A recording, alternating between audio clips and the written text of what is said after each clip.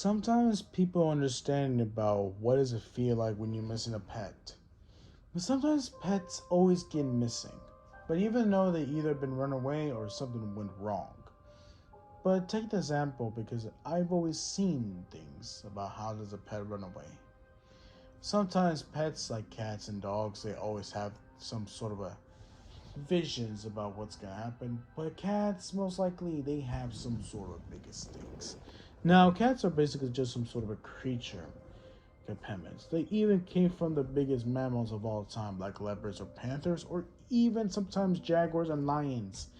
But then soon later, they have to notice the efforts about the humanity.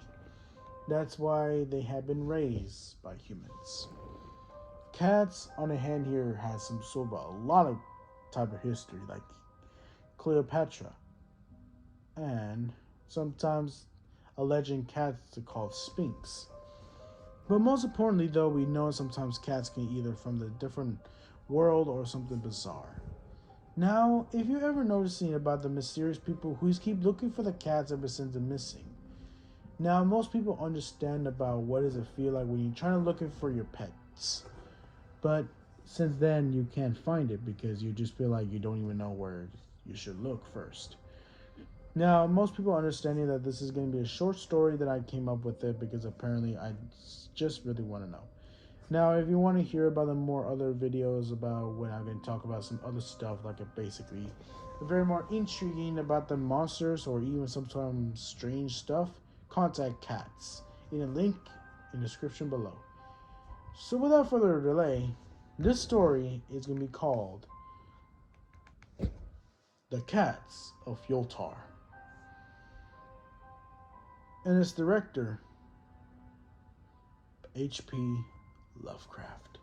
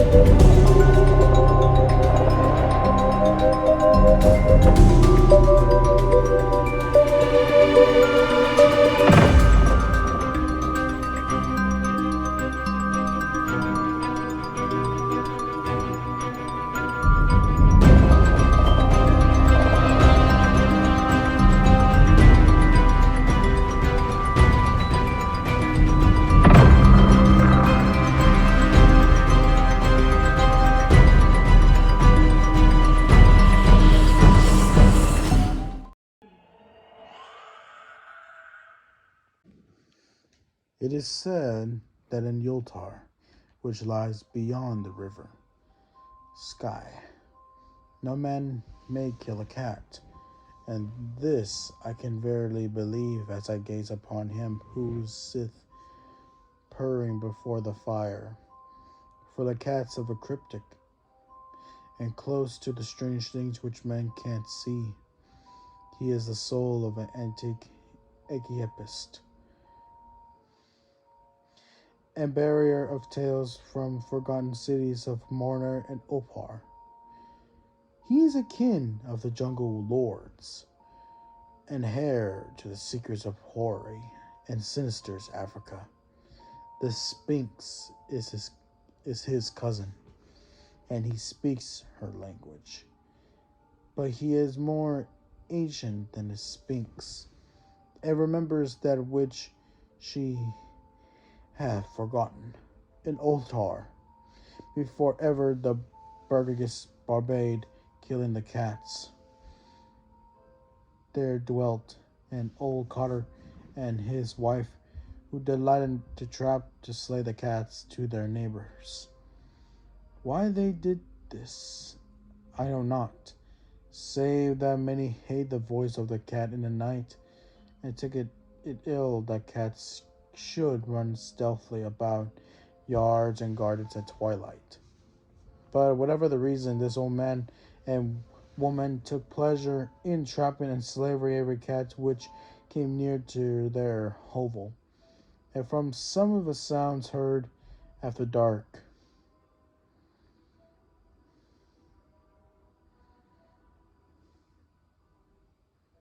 many villagers furnished that the manner of slaying was exceedingly peculiar.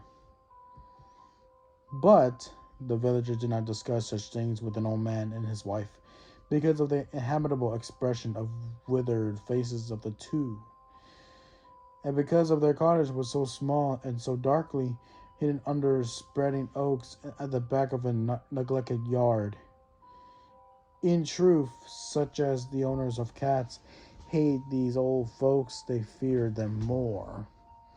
And instead of berating them as brutal assassins, hated these old folks, they fear them more. And instead of berating them as brutal assassins, merely took care no cherished pet or mouser should stay towards the remote hovel under the dark trees. When though the unavoidable oversights that camp has missed, and sounds heard after dark, the loser would lament impotently or console himself by thinking fate that it was not one of his children who has thus vanished. For the people of Ulthar were simple and knew not whence it is all the cats first came. One day the caravan of strange wanderers from the south entered the narrow cabin streets of Ulthar. Dark wanderers they are, and unlike the other woven folks who pass through the village twice every year. In a marketplace they told foreign fortunes for silver and brought gay breads from the merchants. What was the land of these wonders?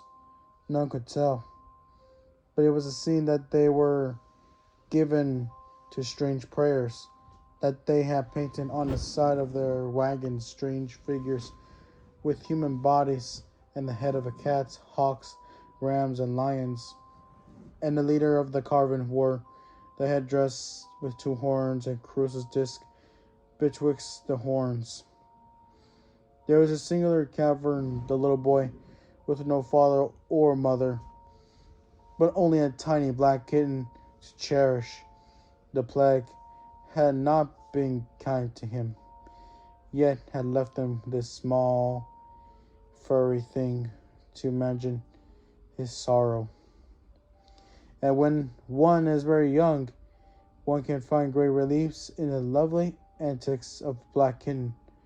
So the boy, whom the dark people call Menes, smiled more often than he wept as he sat playing with his grateful kitten on the steps of an oddly painted wagon.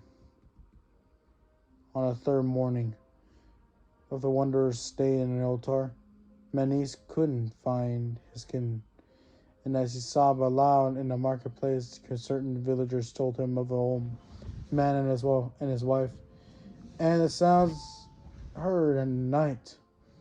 And when he heard these things, his sobbing gave place to meditation, and finally the prayer.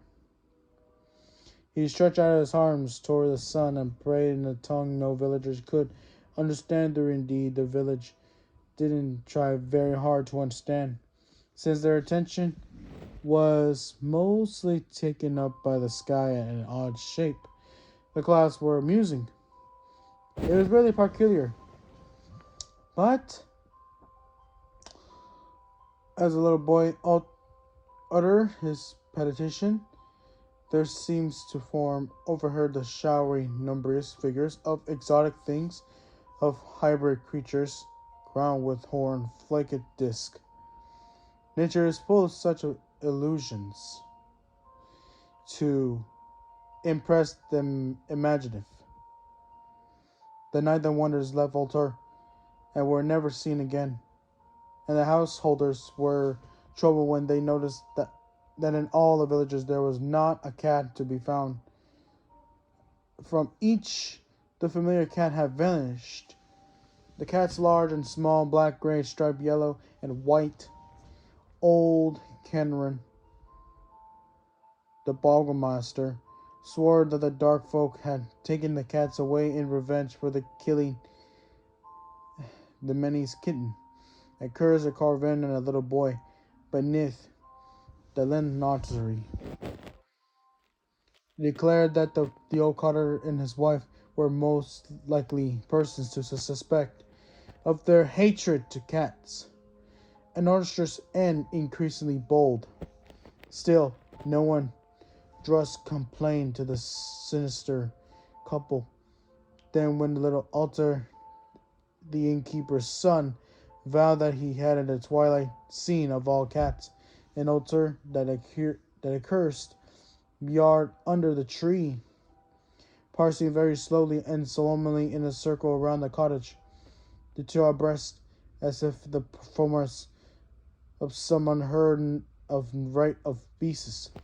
The villagers didn't know how much of a belief from so small a boy, and though they feared that the evil pair had charmed the cats to their deaths, they preferred not to scold the old cotter till they met him.